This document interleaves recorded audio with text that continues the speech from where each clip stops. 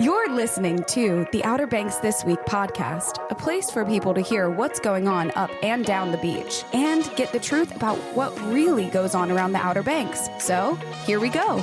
All right. Thank you so much, Lexi. Outer Banks This Week podcast, episode number 60, all brought to you by Kelly's Automotive in Manteo. Kelly will be here momentarily to be on the show with me. Hey, if it has doors, it can be yours. Go look at his inventory online at kellysobxauto.com. He's coming in, as I said a few moments ago, he's coming in to talk to us about the car show that's coming up on, I believe, May 4th. Also, how he got his start, what started Kelly's Automotive, where he started, where he is now, and how if you come on vacation, you can leave with new transportation. You can also get yourself a shed as well. All online at kellysobxauto.com.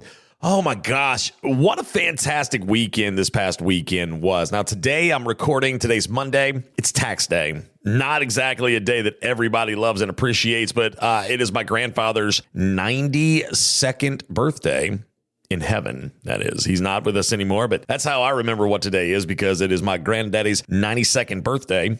But over the weekend, it was just great. I had a lot of fun. I umpired a couple of baseball games for the 8U League here in Manteo. That was a good time. I got razzed by some of the parents, some of the coaches, but that's the name of the game when you sign up to umpire. So that was a lot of fun. Ended up hanging out with some friends of ours that evening. My son Austin went over to his buddy Maddox's house, went over there and hung out with them for a little while. That was a lot of fun. Had a great day at church on Sunday. I got a lot done Sunday afternoon. Washed the car, mowed the yard, and just got a lot of things accomplished that I wanted to get done. So, at the end of it all, and then I ate dinner at my parents' house that night, and it was great. I felt very accomplished, and just a great weekend all the way around. Oh, and the Braves, my Atlanta Braves were playing the Florida Marlins, and Marcell Ozuna hit a 3-run shot to propel them to victory in the top of the 9th inning in Miami. I was sitting there watching that game. I just gotten finished Sunday afternoon, trying to get all of my things done that I needed to get done. And I'm watching the Braves. They're down like 7-6, something. I can't remember. I think it was 7-6. And it's like, here we go. I'm like, come on, guys. Don't be choke artists. Y'all choked the day before. Let's not be choke artists today. And next thing you know, Marcell Ozuna, booyah, the big bear, as they call him. I was like, nice. That was just icing on top. That was just made for a great weekend. So all in all, I had a fantastic weekend. I hope yours was as well. Oh, gosh. Okay. Something that I need to talk about real quick, because this happened to me the other day, and I thought about following the individual on the road, but I was like, no, I got my kids in the car, and it just probably won't end well for me. Anyway, little PSA. This is going to be a PSA, and I talked about this, I feel like, last year at some point on the podcast, but we're going to bring it up again. If you drive on the Outer Banks, so let's say from Highway 64 in Manteo, starting right there by the Roanoke Island Fitness Lab, if you're coming from the north, and you go all the way through Manteo, go over to the Manteo Nags Head Causeway, and all the way up Highway 158, which turns into 168, all the way to the Virginia state line, okay? There's this piece of the highway. It's called the turning lane.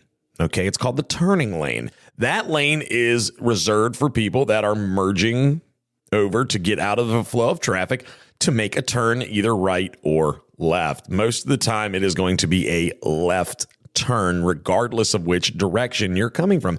Now, there is that occasional merging from the turning lane. Now, let me tell you how to properly navigate that, because I had some clown merge into me and start driving. I mean, got off of a side street or a business or whatever onto into the turning lane rather, and gun it and start running full steam down the middle of that turning lane. Couple reasons why that's a bad idea. And then they try to merge in as I'm driving at the correct speed limit and tried to push me over. I was like, Captain, this is not how this is going to work. It's not how this is going to work. Let me tell you why that's dangerous. Number one, to get into that turning lane and then start driving to try to merge into oncoming traffic, or ongoing traffic rather, and driving at a full rate of speed, you never know if somebody else coming from the other direction is going to try to get into the turning lane and turn to a business going across traffic. You could hit them in a head-on collision, and it would be bad for you and them, and probably some other drivers on the road.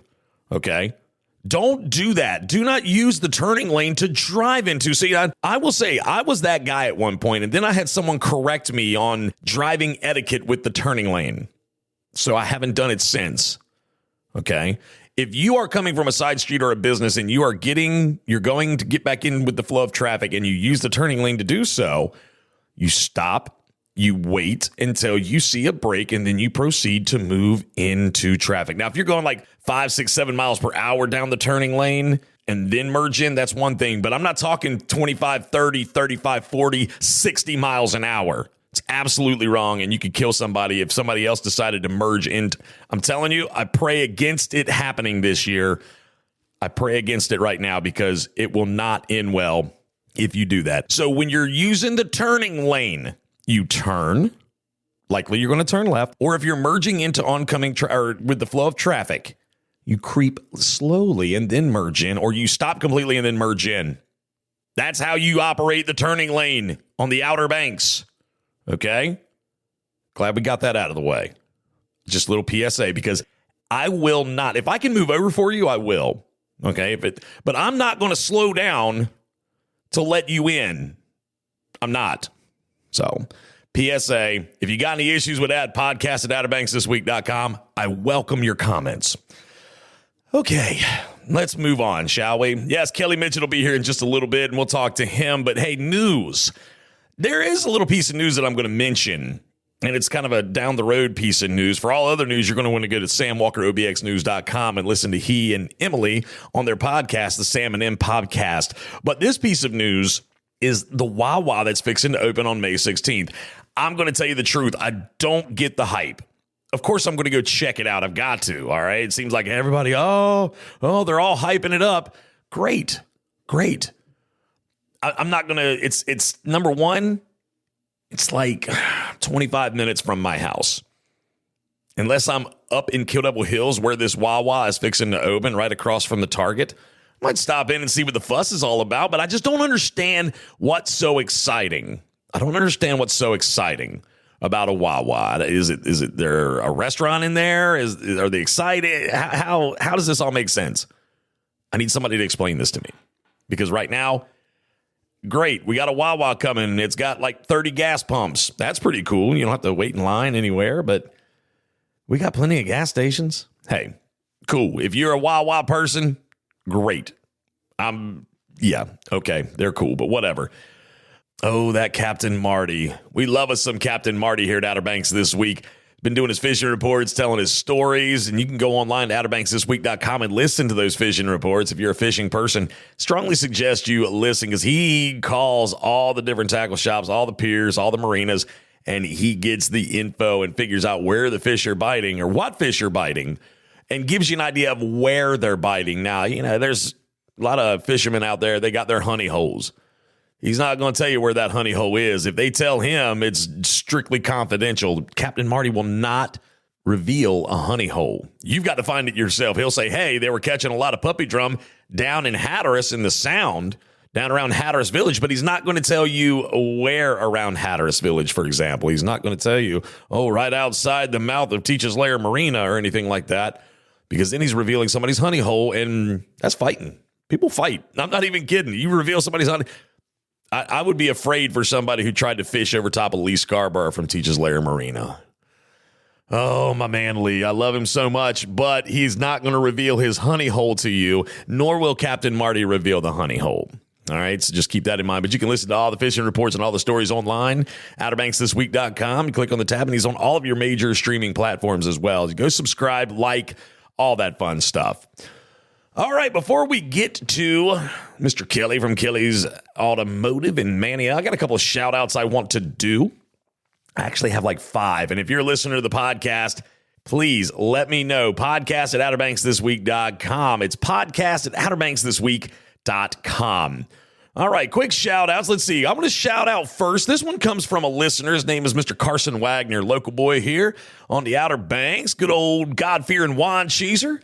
He said, Justin, look, you need to shout out to Tomas from La Fagatas in Nags Head. And I couldn't disagree with that at all. He is 100% correct. Tomas from La Fagatas in Nags Head watched a lot of us grow up, especially here in the Manteo wine cheese area, Nags Head area. That's where we went for our Mexican food for the longest time. Still go there. And Tomas, I remember meeting Tomas when I was in high school. Fantastic guy.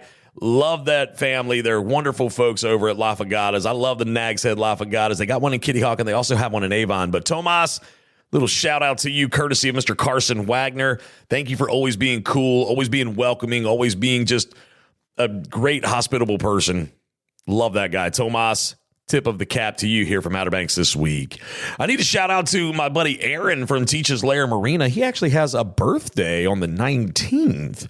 He's not too much older than I am, but I don't know exactly how old he is, so I'm not going to say. But Aaron's pretty awesome, dude. Love me some Aaron Midgett down at Teach's Lair Marina. So a little shout out to him for his birthday. I need to shout out to my guy Adam Dye. All right, my man Adam. He'll hit me up at least once or twice a week and just tell me something cool or tell me about how church was on Sunday. He gives me great ideas for the podcast.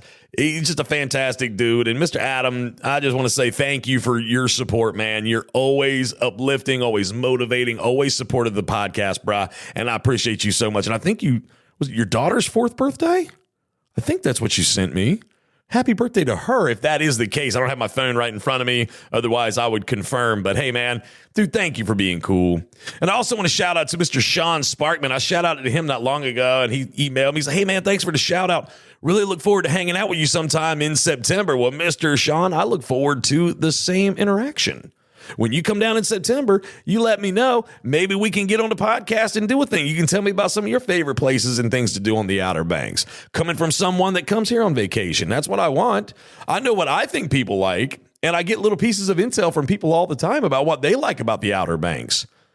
But who better to do it than somebody who regulars on the same thing with you, Mr. Adam? I can't wait to meet you. I haven't even met you yet. But listen, I look forward to these meetings. And again, if you're a listener of the podcast, I'd like to have a big podcast party at some point, where we take over like fish heads or something and have a big soiree there, and just all the people that listen to the podcast and all the sponsors and everything just have a big Outer Banks This Week podcast party. It'd be hard to pull off to get everybody there at the same time, but hey, I'd be willing to try if people want to show up for it. So we shall see. Last but not least, I want to shout out to Miss Carolyn Silva. Miss Carolyn, I believe, is from the Arizona area of the United States. So don't quote me on that. She is a rep for Yamaha engines, boat engines. And I spoke with her on the phone the other day, talking to her about some business stuff. And she's a podcast person, and she said she was going to listen to the podcast. So, Miss Carolyn, thank you for listening to the Outer Banks This Week podcast. And again, if you're a listener of the podcast, you want to shout out, you got any ideas for things you want us to talk about, any ideas for places to go? I know I've gotten a few floated out there before, and they're good ones, and I'm working on them. So if you're someone who has floated an idea to me, I promise I got it in the works, okay? I have different things I got to prioritize different ways, but I promise you, if you sent me a suggestion of any sort, I've got it in the works, okay? Don't think that I haven't. I know there was a request for places to exercise on the Outer Banks, or where you can go on the beach or things you can do in the sand for good exercise. I got that one coming up here in the near future, I got a bunch of different things, outdoor activities to do. All sorts of fun. So keep that in mind. Just because I haven't gotten to it yet doesn't mean I'm not. But if you have any ideas, podcast at outerbanksthisweek.com.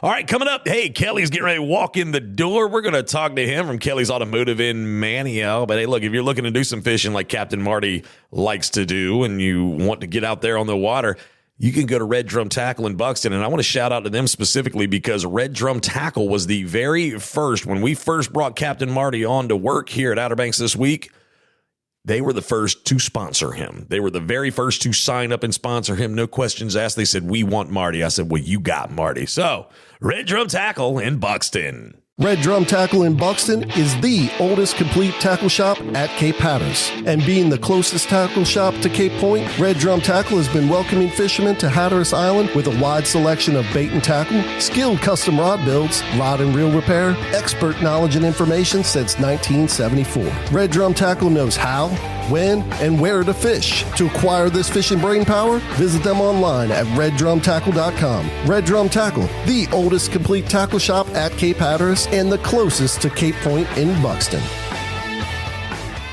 All right, as I stated earlier, I got Kelly Midgett in here with me today from Kelly's Automotive in Manteo. Kelly, how are you, man? I'm doing real good. Hope you are. Man, I'm doing I ain't doing nearly as good as you, but one can try. One can dream. And I think that's kind of where all this started, was a man and a dream in some ways. Now, we're going to talk to Kelly about a couple things today. I want to talk to Kelly about how he got started, where he is today, where he would like to go, and just as I always like to do whenever I bring these guests in, I like to learn more about that person themselves, as well as the different things that they do. Now, one thing that Kelly definitely does, as a lot of my guests have done, but Kelly has been doing for ever since his existence, is really poured back into the local community. And I want to hear a little bit more about what he does and how he goes about doing it. So let's start from the beginning, Kelly. From what I understand, you got this business up off the ground in 2010, is that right? That's correct. 2010. Yep. Okay. Now, did you just wake up one morning and be like, you know what? I think I want to start selling cars today. How did this work, man? Let's see. 2010. So early 2010, I was working for Outer Banks Pest Control. Okay. And the owner, Bob, is now my father-in-law. But this was before he was my father-in-law. I worked for him. And I remember one day I worked from 5 a.m. to 9 p.m. You know, I did the early mornings. And then I've always been a company man, is what he said. There's a company man and there's guys that just want a paycheck. And he would always tell me, he said, you're a company man. You know, if something needs to be done, you'll do it. So they knew who to call when I was supposed to get off at 2 p.m. and there was a bed bug call in Corolla. They knew who to call. Okay. And so they called me. And I worked from that day from 5 a.m. to 9 p.m. And I didn't bother me. I was happy to do it. But I just remember thinking, I said, if I'm going to work this hard, I should really work for myself. You know, because just that day, I just kind of realized I'm not going to be this young forever. Mm-hmm. I'm not going to be able to push this hard forever. And so if I'm going to do it, I should really do it. So that's when I kind of sat down and I started putting a business plan together. And my original business plan was to be an appliance repairman.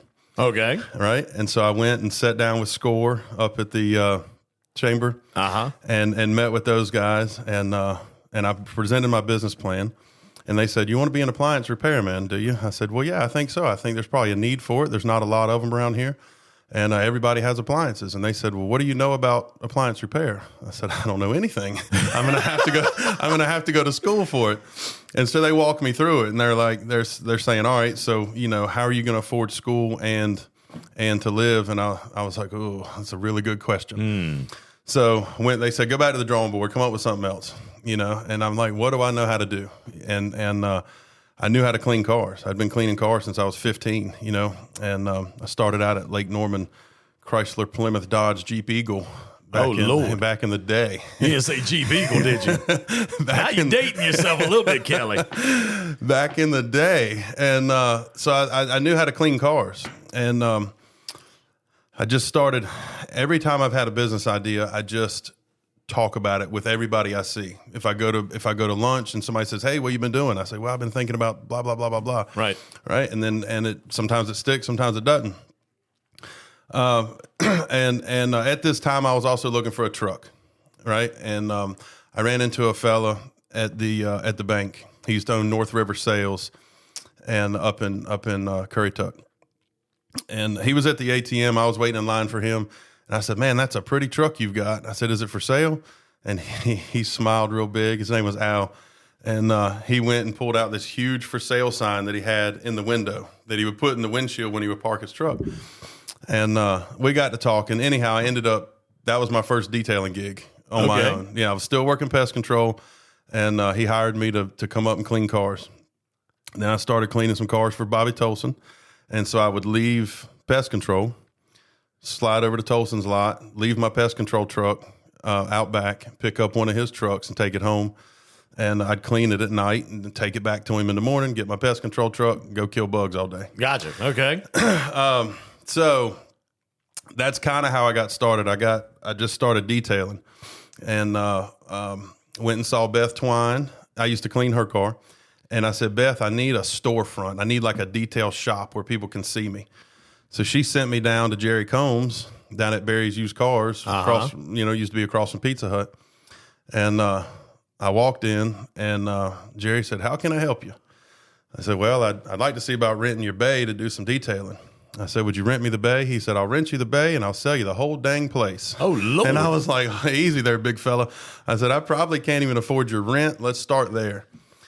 So we started there. I rented his shop, and it was a win-win for him because I'm renting the shop and he needed some help. He still sold tires and things.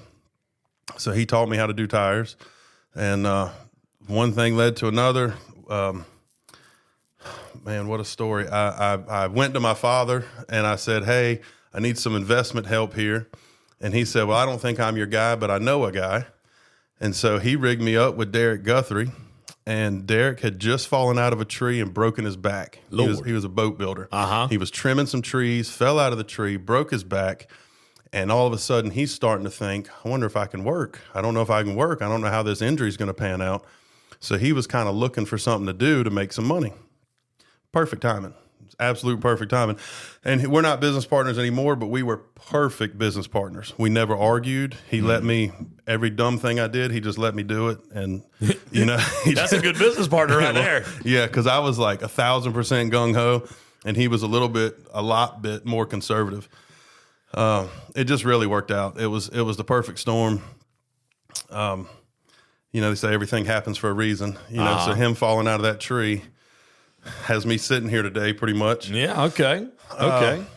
So that was that's how the business plan came together. It just kind of, I was looking to rent a detail shop, and really, so here was my plan selling cars. Was Jerry wanted to get out and I wanted to rent the whole shop, but I couldn't make it just on detailing. I'd done the numbers. There's no way I could detail enough cars in a day to cover the nut. So my plan was to sell one car a month. If I could sell one a month, I could pay the rent off of that one car, and the rest would just be detailing money, and I could still make my living detailing like I always did. Okay. Or like I had been for that year. I'd left pest control and gone full-time detailing.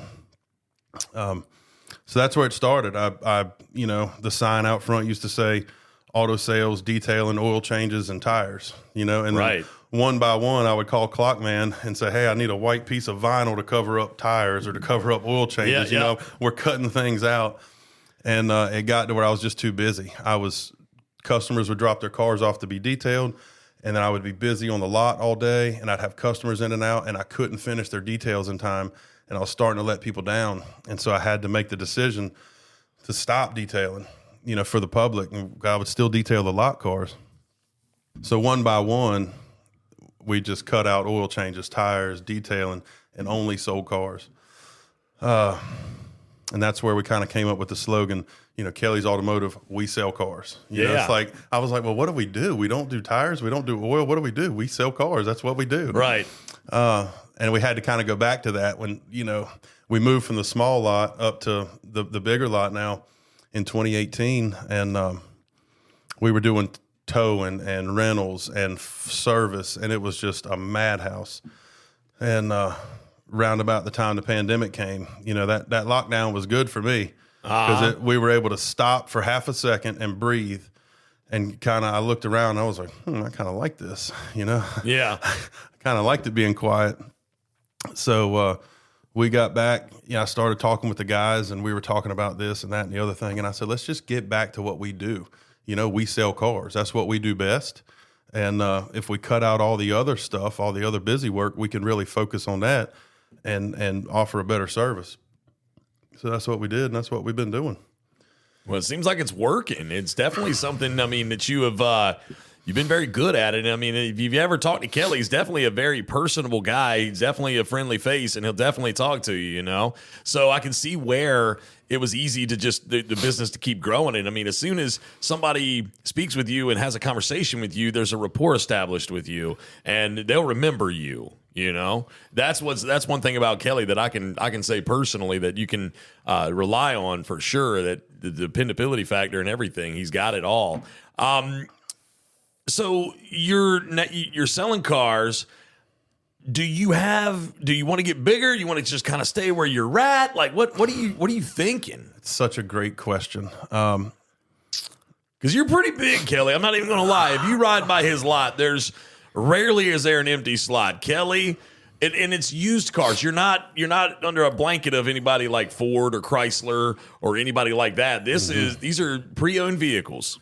Yep. Everything's pre-owned, and you know, it looks easy. I remember very vividly when I would clean cars for Bobby Tolson, and I remember saying, "He's got it made." I thought this to myself, and now I know exactly how wrong I was.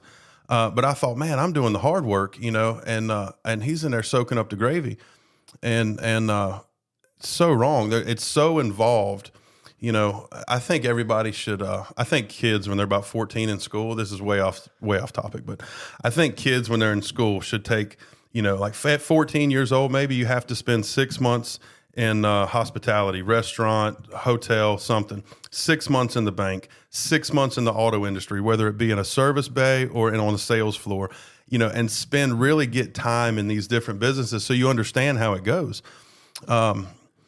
It's really a hoot. I don't know the answer. Do I want to grow? Sometimes I reminisce and think about how nice it was down at the old lot. You know, it was just, man, oh man, I could just I'd put a sign on the door says gone to auction, be back tomorrow, you know, and it was like, it's really hard to do that nowadays.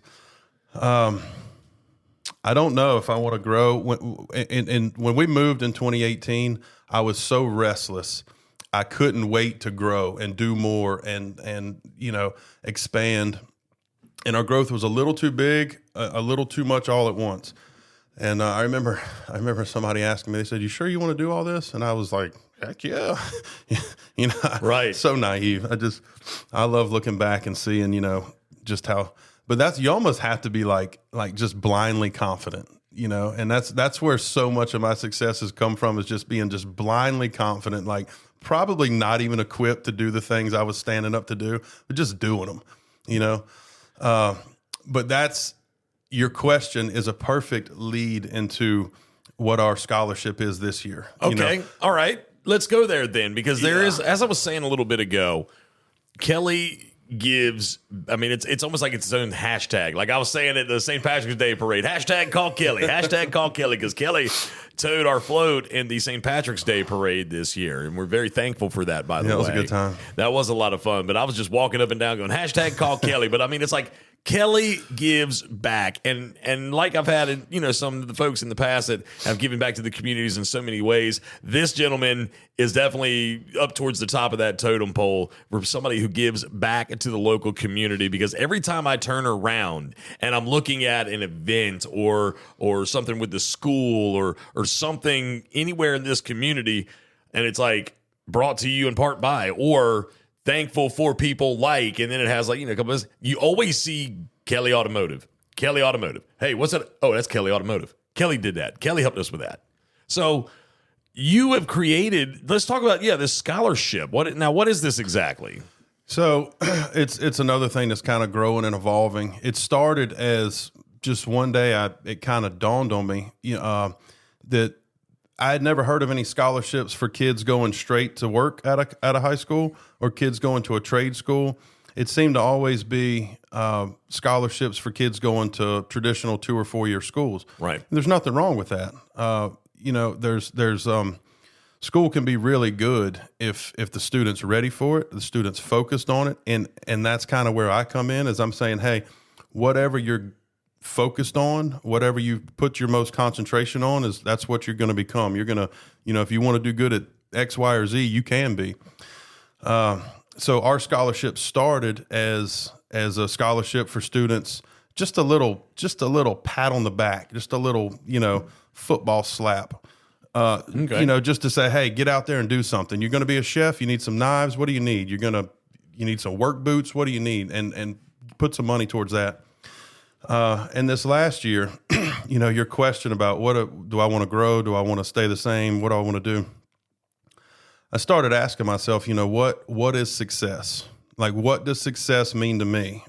Because I can tell you, it's a great question. It's probably changed multiple times from the time I wanted to be an appliance repairman to now, 14 years later, 15 years later. And so that was this year,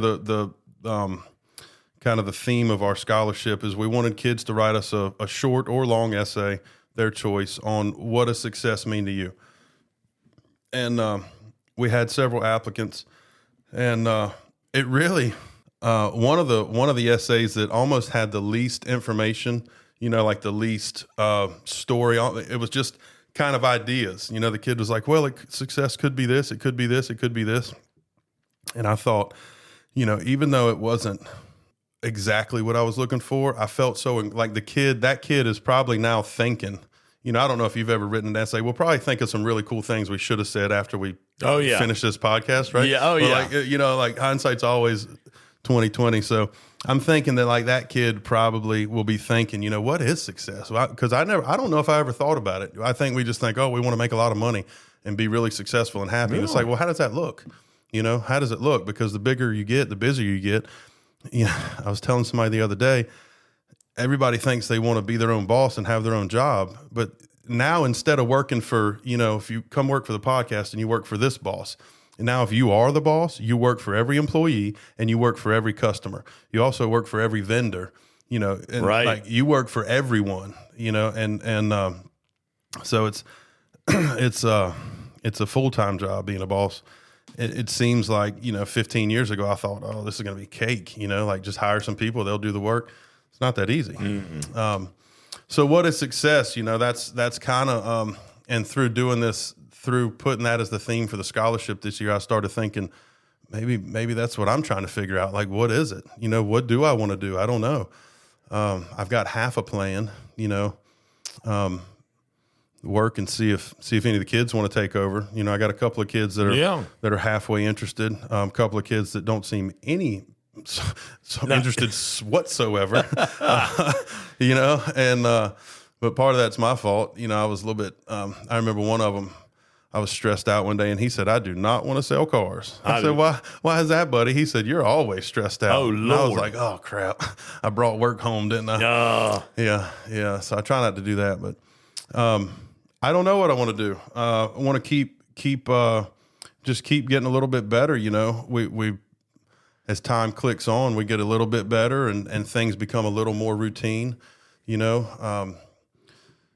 Cars are always going to give trouble. That's where, if we're going to have trouble, that's where it's going to be. So we try to take care of the car trouble before we sell it. Because after you sell it, guess what? There's a customer attached to it. Oh, yeah. Yeah. So now I got to talk to you about something with my car in a little bit. Now you don't have car trouble. Now you have people trouble.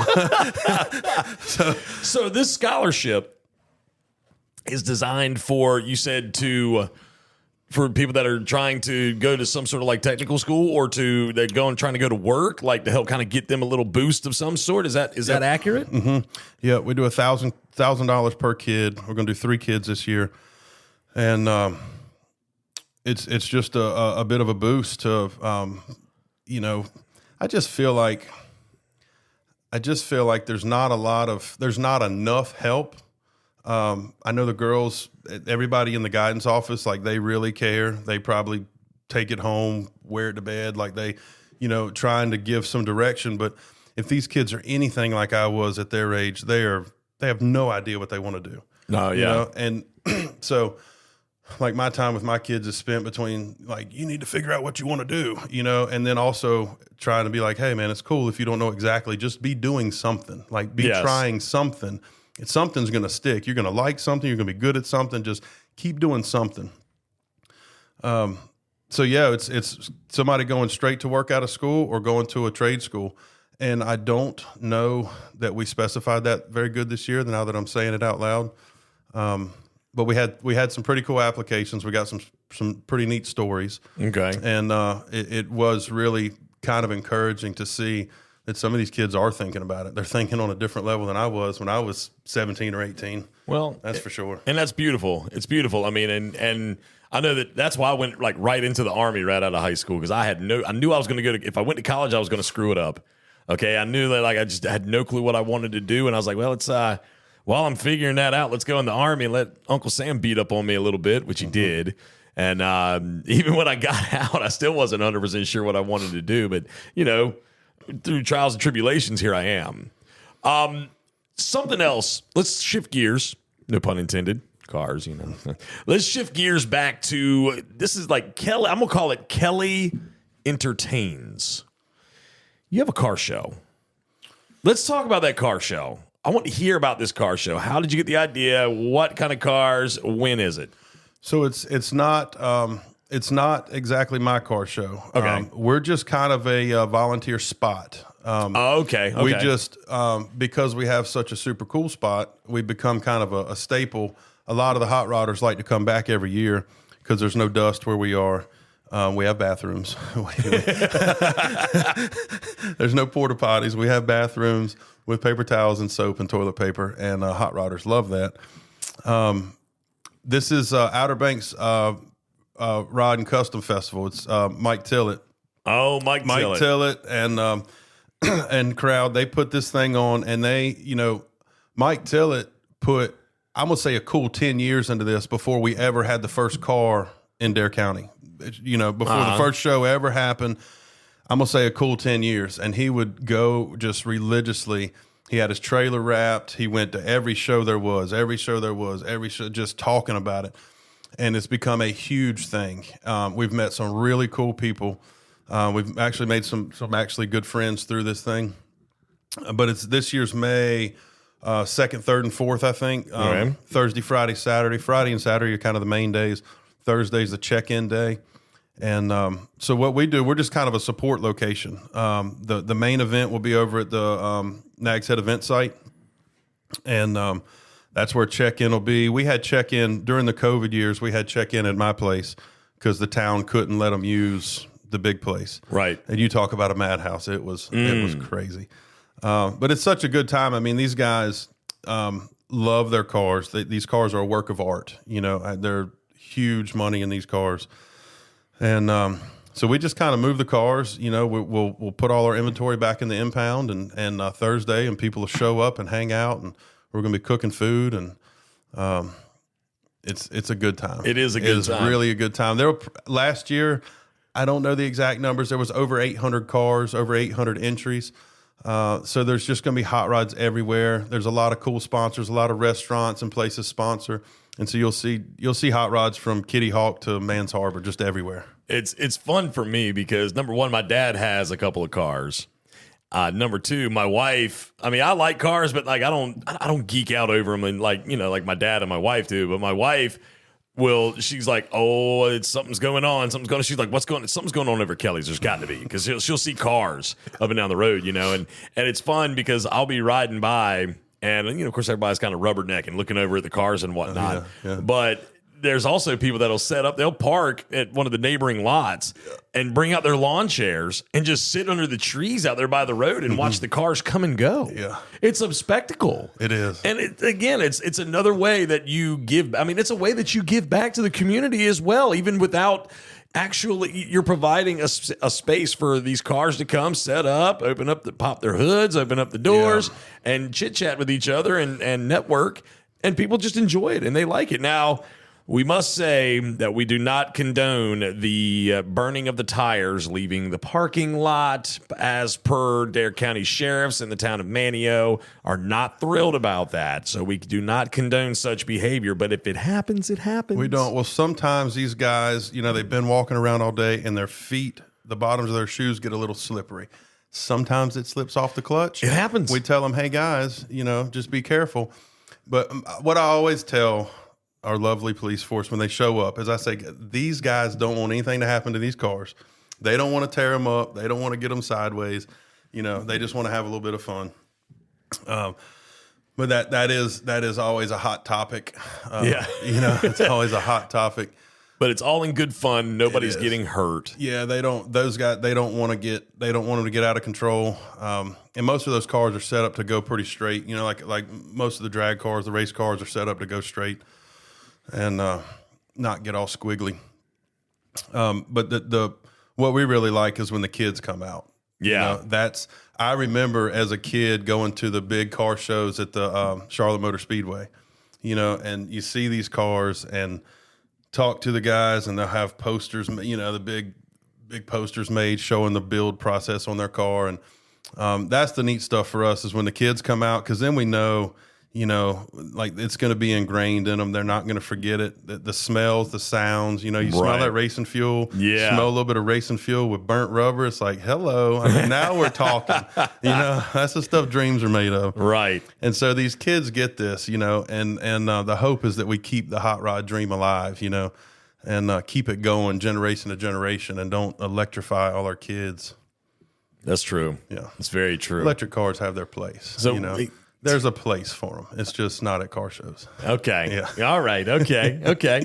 All right. So you said that's May 2nd, May 3rd, May 4th. Correctamundo. And that's all. It's all the entire beach and everything. But you have things going on at your car lot as well. Yeah, we'll be a hot little spot, but we won't be the only spot. I mean, there'll be a lot of hot spots going on. Nags Head event site's going to be the big one. They'll have music. They'll have food trucks. They'll have all kinds of stuff going on over there. Last year was the first year. I don't know if this is the 5th. I think this is the 5th one. It might be the 6th. Last year was the first time I ever went to any other spot other than our spot, because we're there working. Like we're manning the field. We're there. And my dad got a Bel Air last year, and he wanted to go riding a little bit. So we went over to the event site, and we didn't stay long. It was a little bit dusty, and the car was running a little bit warm actually. So we booked on back, back to the safe space. And I hadn't even told Dad. He might hear this. His car's not going to be ready for the show. Oh, no. Yeah, buddy. I texted my mom last night. I said, I don't even want to tell him. Yeah. I don't even want to tell him his car's not going to be ready. But when it comes back, it's going to be, even way more gorgeous than it was. But it's at a good friend of mine's place, a guy I met through the car show. Mm-hmm. He's got a super sick Pro Charge Nova. It was twin turbo when I met him. He's got it, and he's just been sprucing it up, touching it up, just fixing this, fixing that, and it's just not going to be ready. So, well, Dad, maybe you'll hear it here first. Oh, Lord. Oh, Lord. Breaking the news to him over the podcast. Okay. Well, Kelly, let me, let's bring you back home. What could you sell me off your lot right now? And why should I buy from Kelly? Well, I'd sell you anything you want. The reason I think people should buy from us is because we care. We go through the cars, and I've got guys that work with me that have worked at other places, and I've had people over the years. I had a salesman, really good salesman, became a good friend of mine. He passed away last year, and he would often mention the level we went to recondition our cars. When I took my first dealer license class, the instructors, the first thing they said, show of hands, how many of you love your mothers? And of course, every hand goes up. All right, yeah. And they're like, all right, here's the first rule in the car business. Don't put anything on your lot you wouldn't sell to your mother. And we're like, huh. Okay. Great way to start the class. Yeah. And so then you get, car dealers have not always had the best reputation over the years, and things were way different before the internet. The internet was like the great equalizer in the car business. Before you come to my lot, you can look at Kelly Blue Book, JD Power, Black Book. He's got his own Blue Book. Yeah. Come on. Consumers typically come in and know more about the car than we do, and they'll say, oh, I read this, and this. We've not read all those things. I have a love-hate relationship with all cars. But I think our reconditioning process, we're not perfect. We've missed things. We've fixed things, and then they didn't perform the way they were supposed to. But, we've sold thousands of cars at this point. In 14 years, we've sold close to 3,000 cars, I guess. And I guess maybe more. And so the number of people that are dissatisfied are way less than the people that are satisfied. And it just takes effort. The hardest part about the car business is that we're selling a product that's guaranteed to give trouble at some point. All right. There's 3 parts stores on Roanoke Island alone. Okay. Right. How many mechanic shops are there from Mr. Barry's all the way down to Mechanics? Count all the ones in between. There's quite a few. Okay. David Light has 2. Yeah, just by 2. himself. Yeah. All right. So cars are going to give trouble, I promise. And I I think it was Jim Broadhurst. He works for David Light now. Great guy. He said, if you don't make time for your car's maintenance, it's going to make it for you, right? Like either you take care of it or it's going to put itself in the hospital. Right, yeah. And most That's of the true. time, when we see big trouble with cars, not all the time, but most of the time, it's due to lack of maintenance. So that's the hardest part, is that you could have a customer that completely neglects their car and fails to maintain it. And then when it breaks down, guess whose sticker's on it? It's still the car dealer's sticker. Yes. Right? And then so who looks bad, even though they weren't in the care, custody, and control of the dealer, and it's a pretty tough business. But that's myself and my whole crew, the way we look at it is let's fix the problem now so we don't have to fix the problem with a customer attached to it. Because at the end of the day, the repair costs the same. It takes the same amount of time. It's just, do you have an angry customer or do you not? Yeah. So let's just fix the thing. Well, I can tell you that when I was in becoming to be in desperate need of a new vehicle, It was getting close. Yeah, it was getting pretty close. I actually had a mechanic not long ago who had worked on my vehicle, in my older vehicle in the past, and he told me, he's like, I'm so glad to see you got something different. He's like, we kept saying every time you'd bring it back, gosh, why is he wasting money on this thing? He needs something It was a new. Toyota, though. It was a Toyota. It was, and it ran. It gave me so many. I had so many good times in that truck, and so many miles, and all those miles, but 5,000 of them were mine. Yeah. And I think when you took it from me, it had like 230 some odd thousand. I can't even remember now, but anyway, Carrie, my wife, had gone online. She was like, "You got to get something different. We got to get you something different." I was like, "Yeah." I was like, "It's just making sure I can afford." She's like, "Look at this, 2014 Jeep, limited, got the Hemi. It's on Kelly's lot." And I was like, Kelly. Sitting on 4 brand new sticker tires. Yes. I think they're still on there. But anyway, it was just, I knew it was going to be taken care of. I've known Kelly for a little while now, and I knew that everything was going to be right with it. And I don't even think I test drove it. I think I just walked in and said, or I texted you, I was like, "Yeah, don't move that thing. I need it. I promise I'm coming to get it, man. I'm working on the bank right now. I promise I'm coming to get it." And Kelly actually did. He's like, "All right, man, I'm going to move this off to the side for you so you don't get nobody else." And I think somebody actually tried to look at it, and you're like, "I've already moved that. That's already sold," or whatever. Yeah. The guys were like, Dakota's sitting there like tapping his toes, fingers. He's like, "You sure it's sold? Are you sure it's sold?" And I was like, he had somebody on it. Well, and I greatly appreciate that, because I know you can't do it for everybody, but if you took my word that I was coming to get it, and I came and got it, and I really appreciate that. That meant a lot to me. And I got a shed from you too, Kelly. Yeah. I got a shed, because you got sheds on your lot that we didn't even talk about hardly. We haven't even hardly mentioned, but you're in the shed game too. Yeah, I just kind of fell in that, actually. I didn't. If I had it my way, it would have been trailers instead of sheds. But I've had a little bit of trouble finding the right manufacturer that's close enough to home that I can actually afford the delivery and so much with the enclosed trailers. And the shed company approached me. They have a new building facility going up into Edenton. Mm-hmm. Should be open any day now, and they needed more dealers to feed. So they approached me, and the guy told me, Jeffrey, he said he'd ridden by several times, and he said, "It's not perfect. They don't quite have enough room, but let's try it." So, and that's another thing with, I like to be kind of an opportunist, Right. So with the car show, we're going to take all of our sheds and we're going to move them back in the impound, kind of make a little L shape, and that's going to be the start. My goal is to clear the impound out, but there's bank cars and abandoned cars. There's all kinds of mess back there, and I don't know what to do with some of it. It's not exactly mine. I can't really get rid of it. So that's going to be our catalyst. We're going to start moving sheds back in the impound, and then after the car show, we're going to refill our little shed lot to the side. So we're going to double our shed inventory around the car show. The sheds are cool, though. It's a good company. They've been around since 1997, Old Hickory Buildings. Mm-hmm. And you can go online. You can go to oldhickorybuildings.com, design your own shed, your colors, your roof, your doors, your windows, wherever you want them, however you want them, within reason. There's some things you can't do. Right. And then you just email us that. We go over it, bing, bam, boom. Next thing you know, it's showing up at your house. That delivery process was pretty neat. It really is pretty neat. They've got it. They've got it figured out. And speaking of that, they need another truck driver or owner operator to go out of Edenton. So if there's anybody listening that wants to operate one of these big, beautiful shed trucks and trailers. These trailers are nuts. I mean, they're amazing. Yeah. There's an opportunity for that. I was going to say something else. I lost when you started talking about the delivery.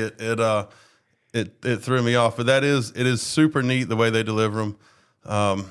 They've got it figured out. They've got the whole thing just lock, stock, and barrel. Oh, the warranty on them. They've got a crazy warranty, like 30 and 50 years on the siding and the roof. And I was happy to hear a customer of ours who's also a vendor of mine in the car business with parts. He had a piece broken on his shed. He called, no trouble. They showed up the next week, bing, bam, boom, fixed it, done. I was very excited to hear about that because that was a big deal when I signed up with him. I said, listen now, I've worked to have half a good thing going here. I don't want to represent your brand and you guys come in and start pulling shenanigans. We're not going to do that. And they assured me, they said, we got this. Like, we got it figured out. There's over 900 dealers in North America and Canada with this company. Okay. Yeah. Wow. So I Pretty make reputable. 70. Yeah, I was the 72nd dealer in the Carolinas to sign up. So they're a pretty big company. They're new to our area, kind of, but pretty Loctite. Very nice. Very nice.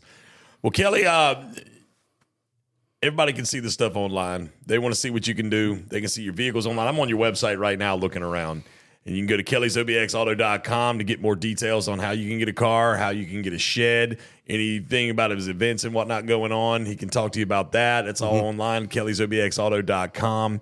And, dude, I'll tell you what, I've had a lot of fun with you in here today, and I've enjoyed kind of hearing a little bit more about – I didn't realize that you had worked for Outer Banks Pest Control before. I didn't know that part. I had an idea about the other stuff. Yeah. But – and I was like, okay, yeah, his wife is the GM. Yeah, that's right. She's the Queen Bee. Queen Bee at Outer Banks Pest Control. Yeah, I don't know how she does it. She's an animal. I mean, she is an animal. Like, I think my job's tough sometimes. She's got it going on. There's like 30-something people there. They have a bajillion customers. I don't know how she does it. She's amazing. Anybody you want to shout out to real quick? I want to one more thing about the scholarship. If we can raise more money for the scholarship, we'll give more money away. There you go. We had our very first donor this year, Chip Phillips down at Island Insurance, saw the beauty in the scholarship, and he said, I want to be a part of that. And he wrote us a check, and we've applied that into the funds. That helped us.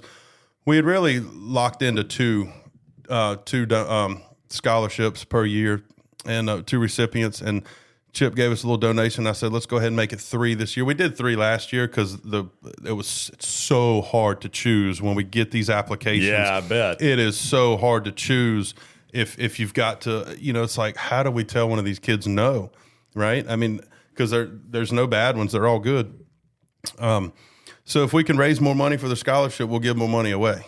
All right, that's good to know. It is good to know. We try to budget, X number of dollars every year for our baseball, football, cheerleading, soccer, all of our sponsorships that we do. Right. And they grow. It's a lot, after we do the Boosters Club and all the stuff, it becomes a bit of a, there's a lot of money going out. Right. So see, again, speaks to the heart of Kelly. Kelly's got a heart for his community, and if he could give it all away, I know he would. But he's got mouths to feed, and he's got bills to pay too. Well, if we can get these interest rates to come down and get the banks where they're happy again, and then the banks cut loose a little bit, and they'll be a little free with their during the pandemic. They're like, hey, just send us a car loan. We don't care about the customer. We don't care about anything. Just send us a loan. And now, they want to know about your firstborn, your secondborn, how long did you work that job in high school? I'm like, dude, he's 40. They're like, yeah, but what did he do in high school? Oh, like, yeah. All right, Mr. Banker.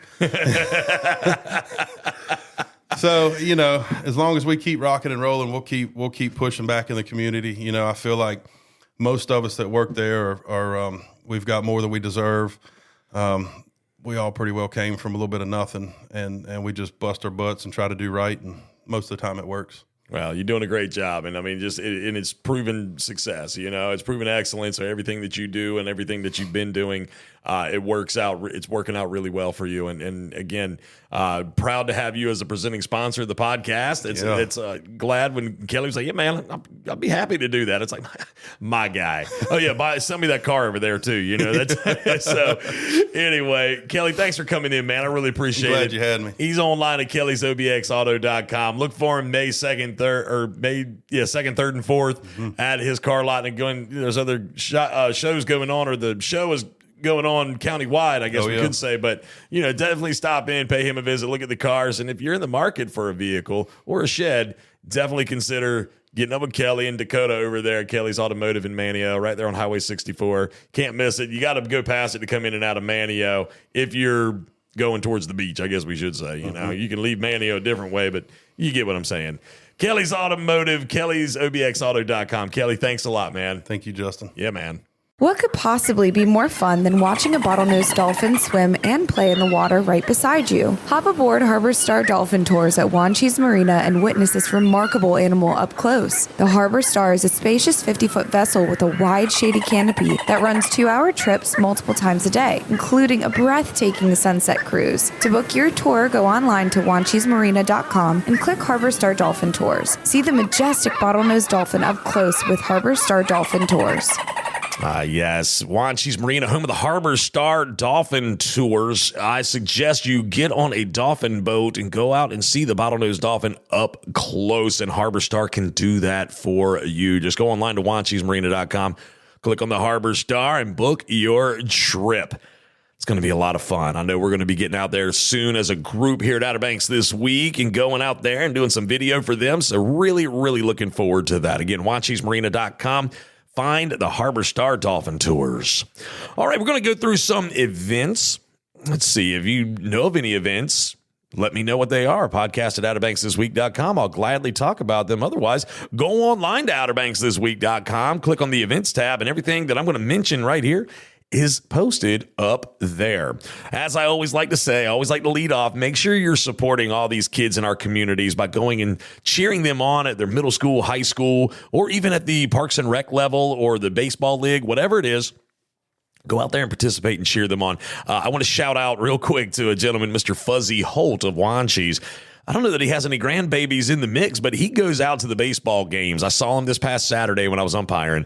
He goes out to the baseball games and he cheers on those kids. He's a fantastic human, and I encourage you to do the same thing. Even if you don't have any kids, it's something fun to do on the weekends. Go to the baseball field, see who's playing. Just watch, enjoy. Good chance if you live in a small community like us, you're going to know the kids and the parents. So that's a lot of fun. So I encourage you to do those activities and go out there and support the local high school, middle school, and Parks and Rec athletics like baseball, softball, tennis. That's what's going on right now. All your trivia nights going on. Lost Colony Waterfront Beer Garden, Shipwrecks, Buffalo City Distillery, Sandtrap Tavern, Stripers, Outer Banks Distilling, New Vines, and a few others. You can find it all online. They're throughout the week, as well as live music that's taking place around as well. The aquarium, they've always got tons of things going on throughout the week, but you got to make sure you make reservations for those things because they get filled up in there so tight. It gets so crazy in there. You've got to go online and make reservations, and you better do it ahead of time. If as far in advance as you can to guarantee you get the time slot that you want. So I think that's ncaquariums.org or ncaquariums.com. One of the two. You'll figure it out. Google it. NC Aquariums. Sunday brunch going on at every Sunday at Cafe Pamlico in Buxton from 8 until noon. And they also have yoga on the patio every Tuesday and Thursday starting at 8 o'clock in the morning. I was down there hanging out with Tasha the other day at In on the Pamlico and Cafe Pamlico. And she was telling me all about it. You talk about a fantastic place. In on the Pamlico, Cafe Pamlico, wonderful spot to eat, wonderful spot to stay on Hatteras Island. Love that place very much. The Flying Pirate Half Marathon weekend is taking place this coming weekend, Friday, April 19th through Sunday, April 21st. You can go online to obxse.com for more information on how to participate or to see the list of events. Outer Banks Bike Week starts up next week, April 20th through the 28th. There's going to be events all over the place, longboards, Lucky 12, the Outer Banks Harley-Davidson in Harbinger. I believe they also have some folks hanging out at the one in Nags Head. A lot of different bars and local businesses participate in Bike Week. I know that Stephen Gillis at State Farm, big Bike Week guy, big Bike Week guy. So lots of fun takes place during Bike Week, and that's April 20th through the 28th. The ESA Mid-Atlantic Surf Regional Championship is going to be happening April 26th, 27th, and 28th at Jeanette's Pier in Nags Head. That's always a good time to go out and watch the surfers go out there and shred on those gnarly waves, brah. Sorry, I had to do that. It's just whenever I talk about surfing, brah, it's what I do, you know. Shred on that 5.6 all day, brah. Yeah. Gnar, brah. Anyway, all right, that's enough of that. The 12th annual Scallywags 5K, 10K, and half marathon is happening on Ocracoke Island, the 27th and the 28th. So there's something to do. You can get your run on, just like with the Flying Pirate. First Friday in downtown Manteo happening on May 3rd. There's going to be a tequila dinner on Monday, May 6th at Cafe Pamlico. You can get all those details online. And that's right after Cinco de Mayo. I think she's got a different name for it. It's called like Suceso Mayo or something. I can't remember. I had it written down somewhere and I lost it. But hey, go online, in on the PamlicoSound.com to get the details on how you can reserve your spot for the tequila dinner on Monday, May 6th. And Kids Fest. Oh, love some Kids Fest. That's happening Friday, May 10th at Festival Park in Manteo. All about the kids, all about keeping them going and having activities and things for them to do. I know they just had the State of the Child over at the Ramada in Kill Devil Hills. Went to that. That was a good event and kind of gave us some information that we needed in order to know how to take care of our kids. So this is also something great for the kids. It's Kid Fest. Again, Friday, May 10th at Festival Park in Manteo. I believe it starts at 9 a.m., but I'll double check that time for you, okay? I don't have my computer in front of me. Otherwise, well, I do, but it's recording the podcast for me right now. Otherwise, I'd pull it up and look at it, but I believe it's at 9 a.m. Again, you can go online to outerbanksthisweek.com and get the details on all the dates, times for all of these happenings. All right, let's take a quick break. When we come back, we're going to wrap this thing up. Oh, gosh. High Seas Pools and Spas. At High Seas Pools and Spas, we believe dirty water sucks. We are a licensed and insured certified pool and spa maintenance and repair company servicing Duck to Manteo. We offer seasonal and year-round pool and spa services with a special focus on flex rentals like Airbnb and VRBO. Need a new hot tub? We can do that too. Visit us online at highseasobx.com for more information. High Seas Pools and Spas, because dirty water sucks. All right, yes, at High Seas Pools and Spas, where dirty water sucks. You know, I'm going to shout out to them real quick. I got to let more shout outs. I said I only had 5, ended up with like 10. But Chelsea and Bradley from High Seas Pools and Spas, they were on the podcast with me last week. And you talk about some fantastic people, some great human beings that pour back into our local community. That's them. That thing they're doing with the aquarium, the stickers, how a portion of the proceeds going back to the aquarium. Such fantastic people. If you are in need of maintenance on your pool or your hot tub, or you're looking for someone to manage all that stuff for you, High Seas Pools and Spas, highseasobx.com. I don't think I forgot anything. Did I forget anything? Nah, I don't think I did. I want to thank Kelly for coming in one more time to tell us all about Kelly's Automotive and the car show coming up in May. Next week, I'm going to be having Mr. Michael and Mr. Aaron from ELS OBX. They're going to be coming in talking about the lighting solutions and how they brighten up the Outer Banks in a shockingly amazing way. They're ready to brighten your day as well at ELS OBX. So we're going to have them in next week to talk about what they do and the things that they can provide you with. Fantastic. They're super nice folks. I just met Mr. Michael not long ago, but I've known Mr. Aaron for a little while, man. He's a fantastic guy. Mr. Michael is as well, so I can't wait to have them in here. All right, I reckon that's going to do it for me. It's episode 60. We have reached 60 episodes of the Outer Banks This Week podcast, which is all brought to you by Kelly's Automotive in Manteo. If it has doors, it can be yours at Kelly's Automotive. Yes, indeed. He is the hometown dealer for the hometown folk. And if you're on vacation, you can leave with new transportation. Go online at kellysobxauto.com. All right, I'm out of here. And in the words of the late, great Freestyle Bob, later. This has been another epic edition of the Outer Banks This Week podcast. Follow us on social media and be sure to listen every Thursday for a new episode.